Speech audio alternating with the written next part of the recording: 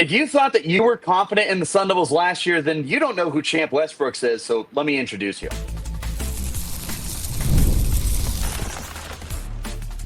You are Locked On Sun Devils, your daily podcast on the Arizona State Sun Devils. Part of the Locked On Podcast Network, your team every day. Welcome back to the Locked On Sun Devils podcast, part of the Locked On Podcast Network, your team every day. I'm Richie Bradshaw, your guide, your friend, your expert for all things Sun Devils, from the gridiron to the hardwood and everything in between. Today's episode is brought to you by our friends over at Game Time. Download the Game Time app, create an account, use code LOCKEDONCollege for $20 off your first purchase. I am joined by Arizona State offensive lineman Champ Westbrooks, who hopped on the show last year. If you missed that one, definitely check it out and get to know the good man himself. But we got to get an update from him. So today, what are we doing? We're going to ask him how year one went. We got to ask him what he's been working on and what team and personal goals he has for himself before we get started. Thanks to each and every single one of you for tuning in to Locked On Sun Devils to make us your first listen of the day. A shout out to my everydayers who are here every day. Champ, I appreciate you coming on, have another good conversation, but we got to start with the elephant in the room. You said ASU's winning the Big 12 in 2024, like forever before the season even started.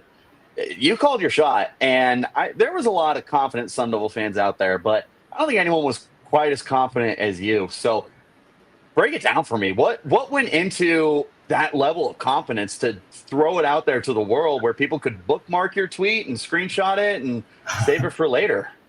Honestly, it was just faith. Like, I knew, like, when I committed here, like, this was my home. Like, the environment was great. When I visited, it was amazing. And then the official visit, it was much better. And then I got to meet my future teammates who were also very confident in the team, and us getting together and us just thinking, we were like, we can do this. We got a chance. And then especially as the season came, after Camp T, I really felt we were going to win the whole thing, the Big 12. I just felt that as a team, we were connected, bonded. Like, I don't think any other team in the country was as close as we were.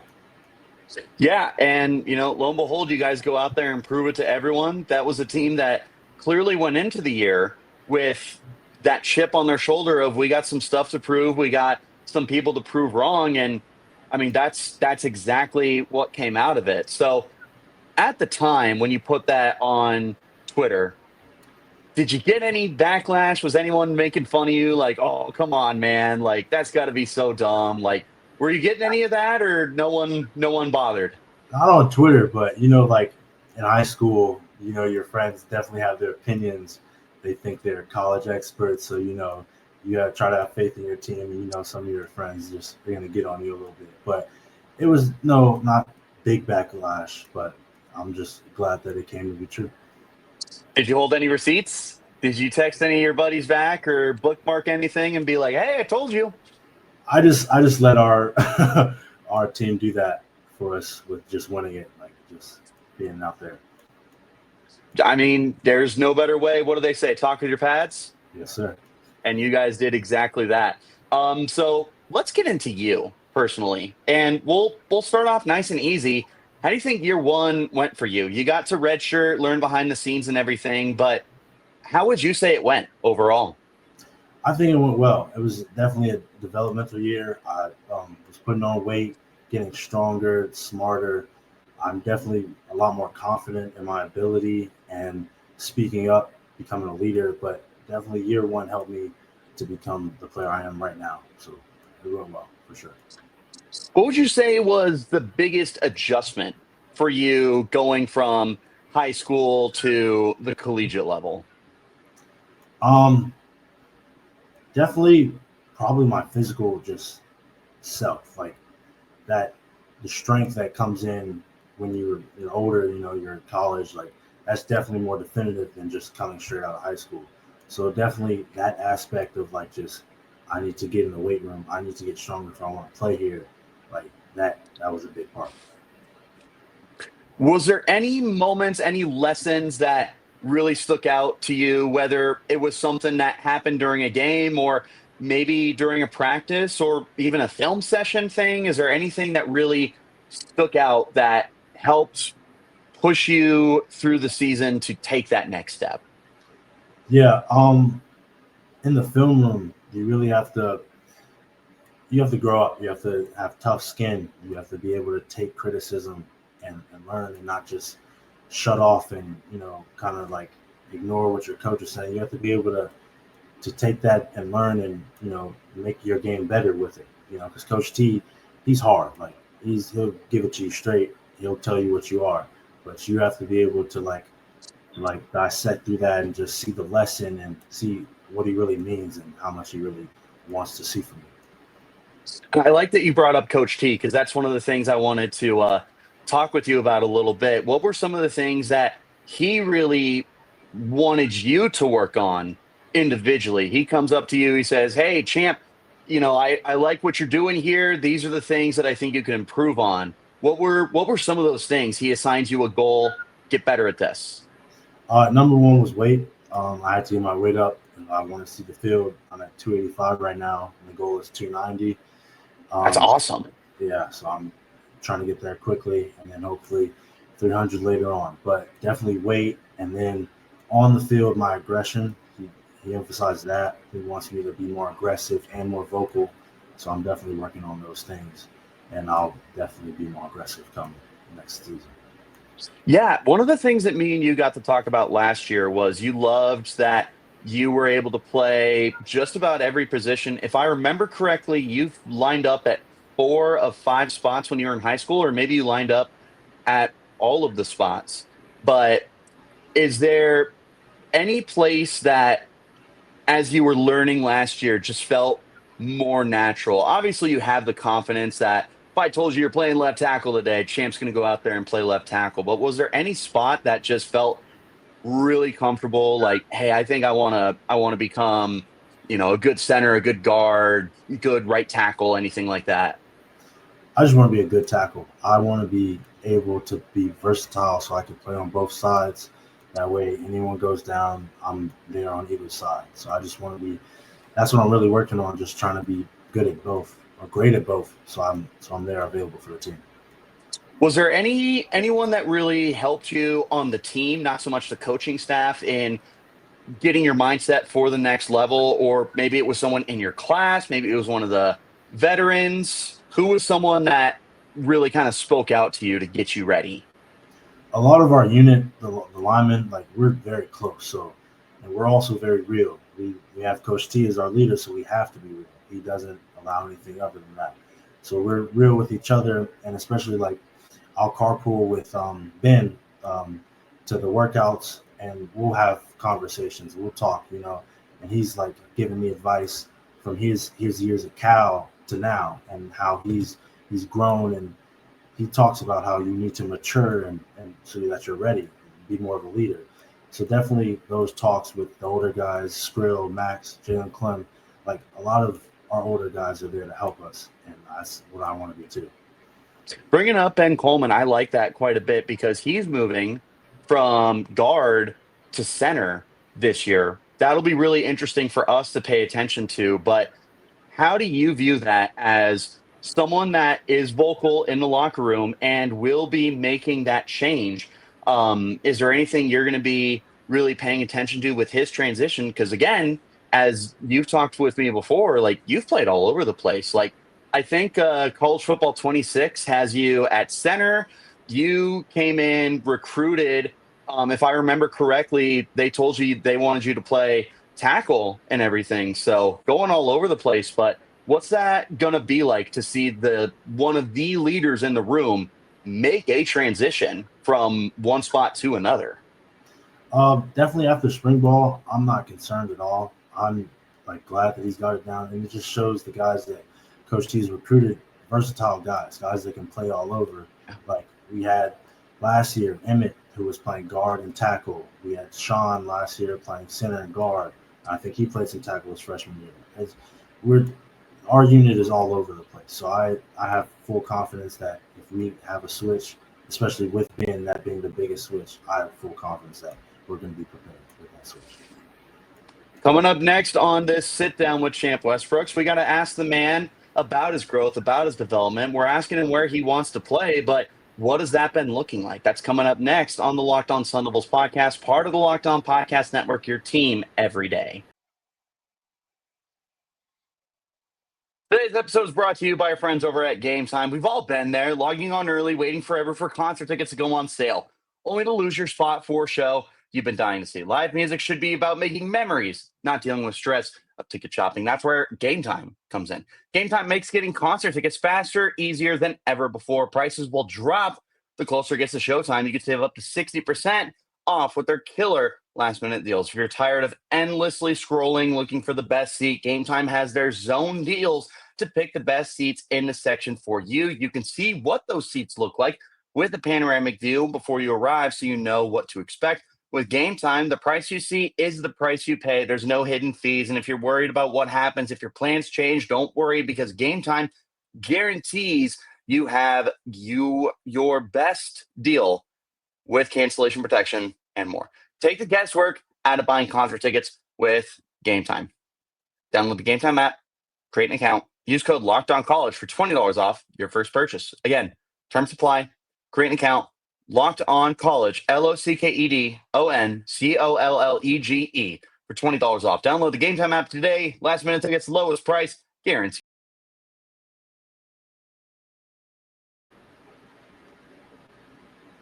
Thanks as always for tuning in to Locked On Sun Devils to make us your first listen of the day. Shout out to the everydayers who are here every day. Champ Westbrooks, offensive lineman for the Sun Devils, joining me right now. Let's talk about what you've been working on personally. You've been assigned stuff from Coach T.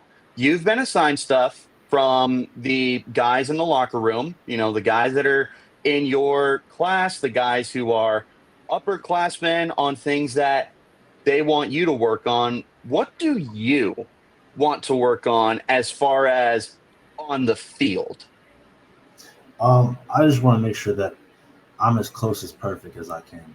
With my feet, with my technique, that's just me just sharpening every tool that I have during this off season, getting with our coaches, doing extra work, just doing all that, all the little things to make sure that I'm ready for next season, so that I'm ready to block you. How do you feel as far as the technical way that you play the position? Because a lot of people look at offensive line and they're like, oh, you just got to be big and strong. No one really thinks about the feet, especially playing tackle, that you have to kick and you have to make sure. It's about your hand placement. It's about your pad level, stuff like that. How are you feeling from the technical side of things you're progressing with? I feel much more confident.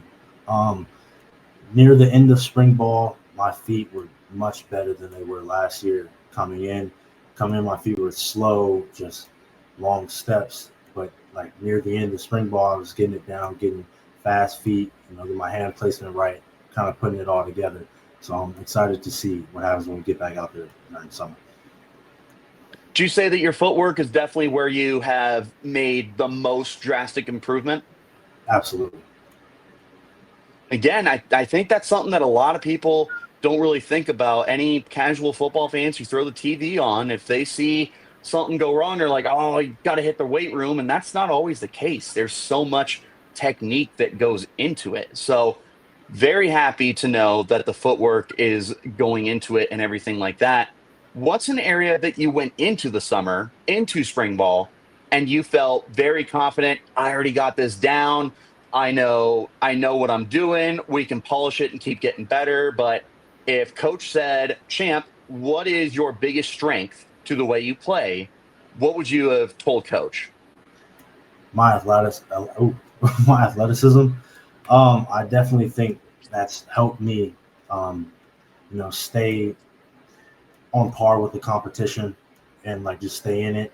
And that's helped me be able to adapt during practices, scrimmages, stuff like that. So that's good.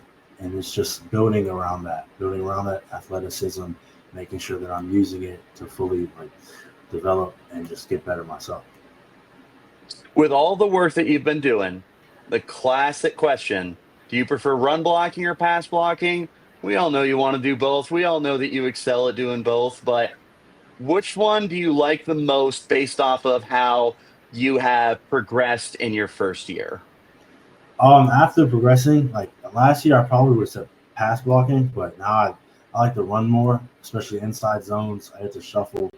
I'm getting the base block down, so it's a lot of fun now. I'm just pushing people around. That's the best. I love a good ground game, and it's that much more fun when I see my big men up front just mauling the dudes in front of them. With everything that you've been working on, what's some of the feedback that you've been getting? The things that you want to work on, is that showing up for your coaches as well? What are some of the things that they're saying, okay, you got that right. Let's go ahead and progress to this. What's some of that feedback been looking at from Coach T, from Coach Arroyo, from Coach Dillingham? It's it's all good feedback. I'm trying to climb up the stairs, trying to keep getting better every day. So I'm just doing that and doing what I can. And I like the feedback that I'm getting from the coaches. They keep encouraging me to move on, to keep getting better. It's it's good that they don't say I'm good and let me get complacent. They want me to get better. They want me to keep growing. And good is not good enough. It's never good enough. So you just keep getting better. And I think that's one of the things that made this offensive line so successful last year. And I want to pivot over to that. So, as you know, going into the Peach Bowl, everything was all Texas. And one of the biggest things that I remember hearing from the Texas fans who absolutely hated me for a month to everything that we heard from ESPN and other outlets was Texas is just too physical. They're too big. ASU can't match up with them. They don't have guys that are NFL size and this, that, and the other. And we get to the game, and I thought that they played way better than what the expectation was supposed to be. So you want to talk about the chemistry and everything. How does that look? Not just for the starters, not the starting five, but for the backups, for the guys who are on the bench, or the guys that are redshirting, the guys who are recovering from injury. What's the chemistry look like for you guys, no matter who's starting or who or where you're playing? We're a really close group. Um, Coach T, he coaches and he's a great coach, but most of the time he steps back and lets the older guys coach. And that I think brings us closer together because we're not just all getting coached by a coach, we're getting coached by our players and coached by people who've been in the game and like we're in the game last year. So we know that what they're saying is true. It's for sure true. So it's definitely just we trust each other. And after seeing like the toughness, like what everybody was saying, like we weren't worried about how physical everybody said Texas was. We No. we're a group, we're a mental tough group. Like we have to be mentally tough, and we were mentally tough. And I feel we were more tough in the trenches than they were. But that was just my I opinion. I'd agree with you because Texas had a really good front seven. Probably one of, if not the best front sevens that you guys got to face last year. And I thought, all things considered, especially for what was supposed to happen, quote unquote, you guys played much better than that. And a lot of that is trusting the guys with doing their job. It's like you say, it's like that team says, do your 111th. You do your job, everyone else is going to do their job. What has it taken to get to a point where you do trust the other four guys next to you to do their job and that you can just focus on you? What's it taken to get to that point? Just repetition. Spring ball, just going up against our defense with those guys, with young guys like Makai Stewart. He just came in during the spring. He's been doing really well at guard. So just kind of, I trust him. I just working with those guys and building that bond on the line. It's a lot easier when you're actually out there with those guys. You know who you're trusting, who you're talking to. Like it's much easier to trust those guys out there. Building the trust is the most important thing outside of on the field. What's something that you guys will do together to build that trust? Is a lot of time in the film room? Are you guys in the gym a lot? Are you playing college football 25, 26 together? Are you just going out for dinner, stuff like that? What are the things that you guys have done to build that chemistry off of the football field? There's a lot of things our team does. Like a lot of us we have FCA or Bible study, so a lot of us will go to that, or we'll go to dinner with our group. The line, we love to go out and eat, so we eat a lot. But it's a lot of just like having everyone together, like carpooling. That's a big thing. You carpool with a different position, and you talk to that guy. You get to learn more about that guy. My roommate is Kai McDonald, a safety, and we're not the same position. We just chop it up about football. He tells me about defense, I tell him about offense, and we just go back and forth. It's really just being around those guys, and with Tempe, like it's not small, but like we're all so close together that we're all just we're building a bond. I'm digging it. Let's go ahead and talk next about the outlook for 2025. Your personal goals, the team goals, and more. Coming up next, this is the Locked On Sun Devils podcast, part of the Locked On Podcast Network, your team every day. And again, thank you all so much for tuning in to Locked On Sun Devils to make us your first listen of the day. Shout out to the everydayers who are here every day, joined by Champ Westbrooks. Champ, again, we talked at the top of the show. I'd say you guys fulfilled your goals last year to win the conference championship and make the statement that the way that you guys have. From a team perspective, what does that look like for 2025? Has the goal changed at all? Is the mission the same? Is there still a chip on the shoulder? What's going on there? There's definitely still a chip on the shoulder. But once again, like this year, we're trying not to buy into the narratives, because last year there was a narrative that we weren't going to amount to anything, and then we came out on top of the Big 12. So this year, we're trying to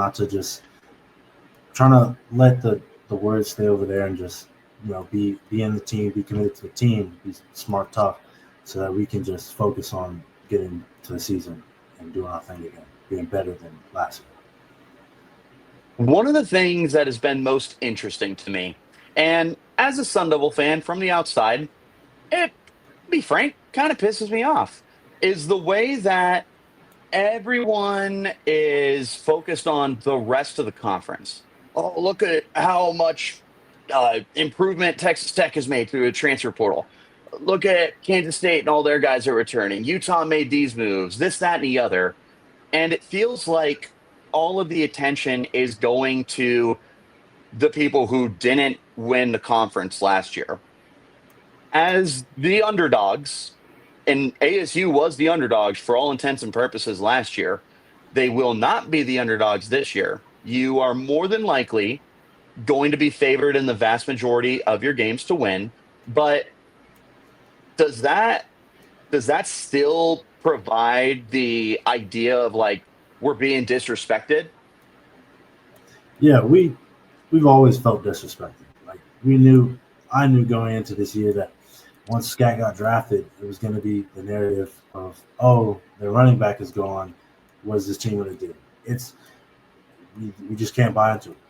We have to ignore it. We have to stay true to our work and put in our work, getting better in-house before we worry about anything else. And once again, we just let our passion talk.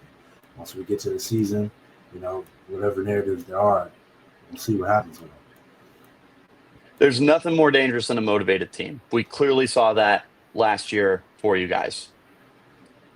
How do you feel about the rest of the conference? It's gotten much better from top to bottom, I would say. It was already competitive last year. We had 4 teams that were competing for the Big 12 championship title game, including ASU, down to the final week of the year.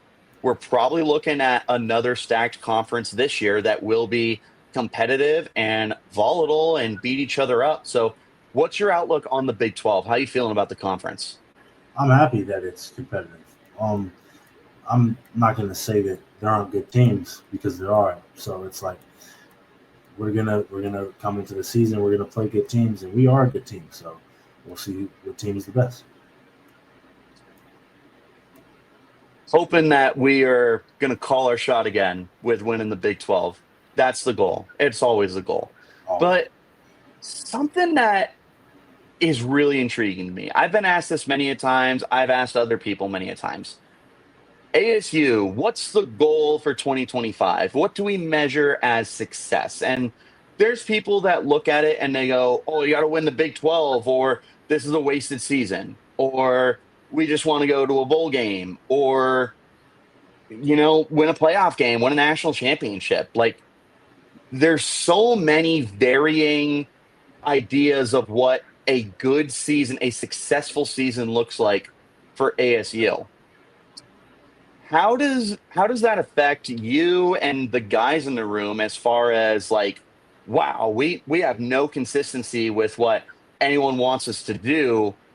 What do we do with that outside noise? Like, it feels like it's all or nothing.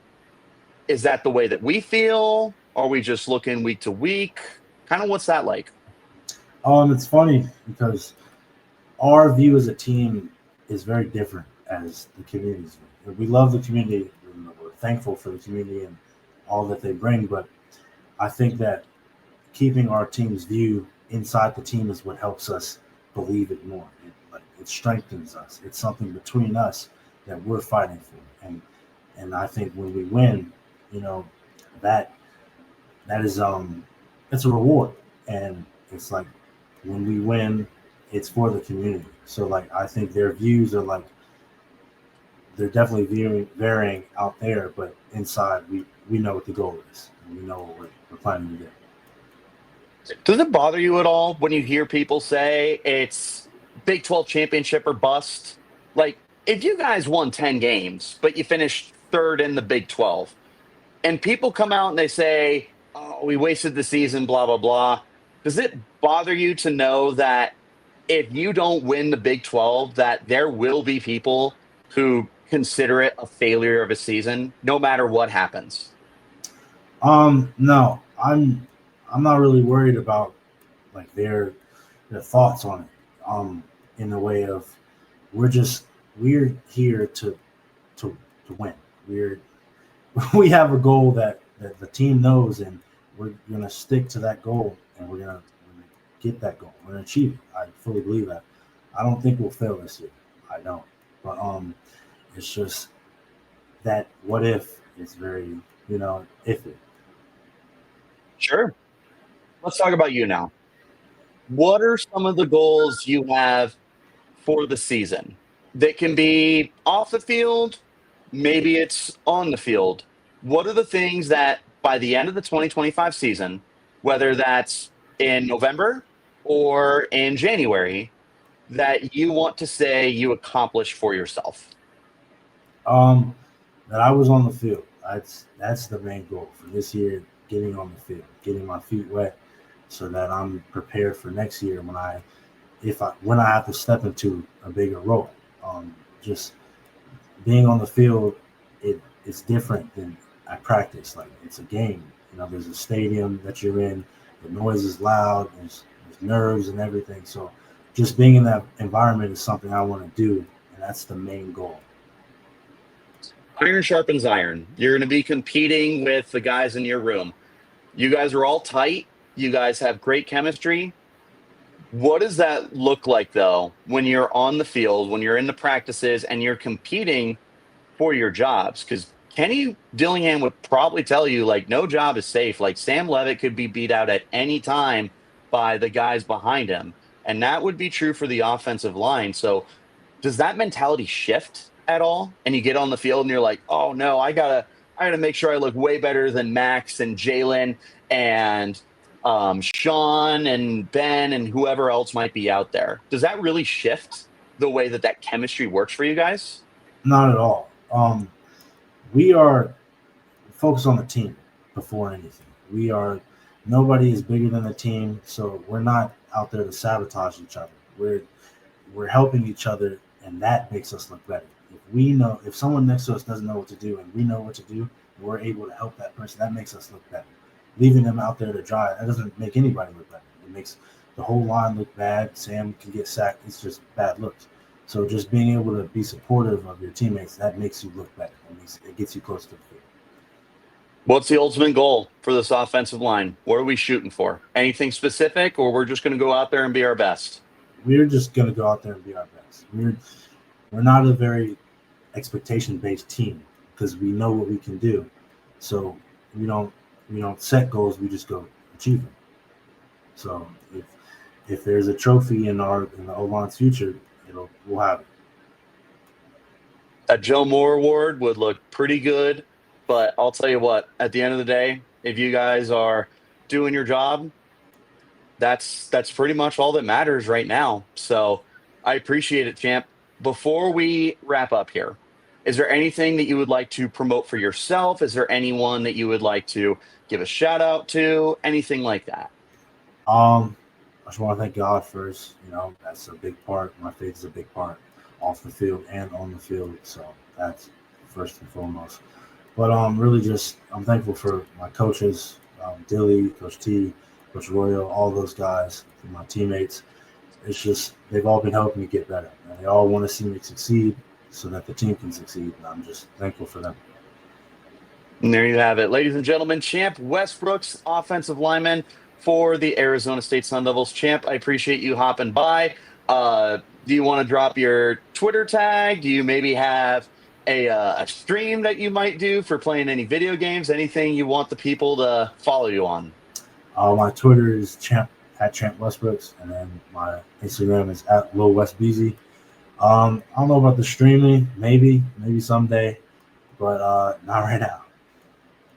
There you go. Champ, appreciate it for tuning in. We'll be paying attention to what you and the rest of the guys are able to do this year. I appreciate each and every single one of you for tuning in to Locked On Sun Devils to make us your first listen of the day. Shout out to the everydayers who are here every day. We'll catch you next time. And until then, you keep it locked right here on Locked On Sun Devils.